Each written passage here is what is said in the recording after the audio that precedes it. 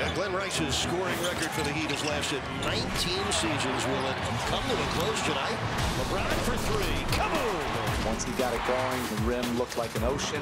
7 of 7. Can he do it again? Yes! 8 for 8 from Kaboom Town. Welcome to his kingdom. Every night I go on the floor, I want to be the MVP. For the record, tonight the highest scoring game in franchise history. LeBron's 61 majestic. He's proven why he's one of the best players, the best player in the world.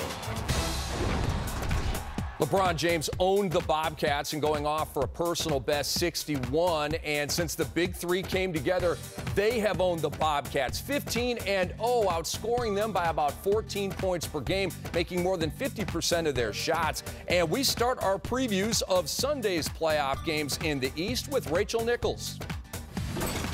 Over the final 6 weeks of the regular season, the Heat only managed a 13-14 record. They lost 5 of their final 6 games. Of course, the end of the regular season is usually not much of an indicator of whether a team can win a title.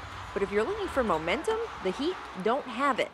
And as for that proverbial postseason switch, well, they acknowledge going into their game against Charlotte, they're going to have to flip it. Well, it's a different level. It's a different intensity. And it is a switch, but, you know, it ain't the switch that everyone think it is. And say, can they flip the switch and be champions in the first game of the first round? And then that's impossible.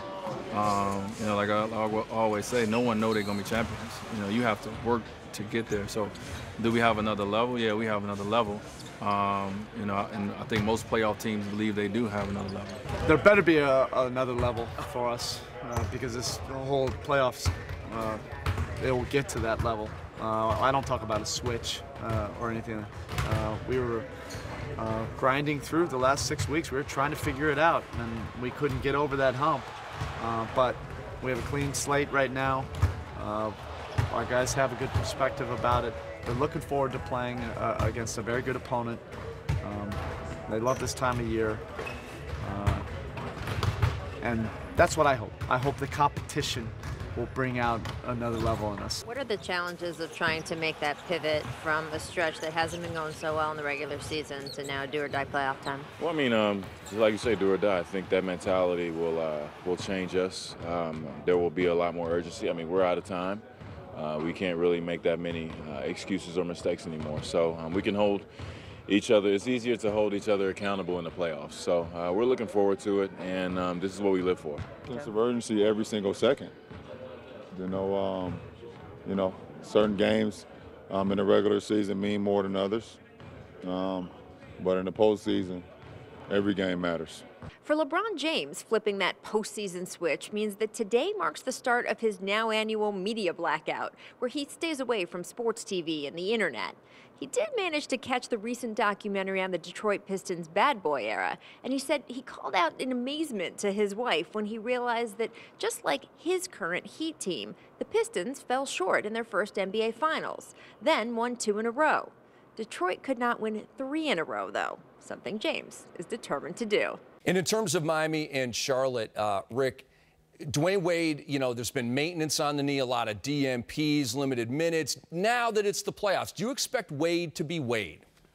Well, he's healthy, and that's the start you have to have. Not only him in uniform, but him playing to the level that his teammates are going to need him to win a third championship at, which is attacking the rim like this, fearlessly.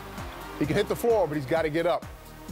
When you talk about the switch, this team in their 4th run to a championship, they got to pull out a switch, maybe a switchblade, and cut some of these teams down really quickly so they can get some more rest. Yeah, they definitely want to sweep the Charlotte Bobcats, but Dwayne Wade dapped them up, saying this isn't the Bobcat team you're used to. This is a good ball club, and should be some good action Sunday in the NBA playoffs. LeBron James sent out a tweet to the great Craig Sager saying, Craig Sager, get well ASAP. Going to miss you this postseason. Prayers sent up to you and the family. Great look there by LeBron James.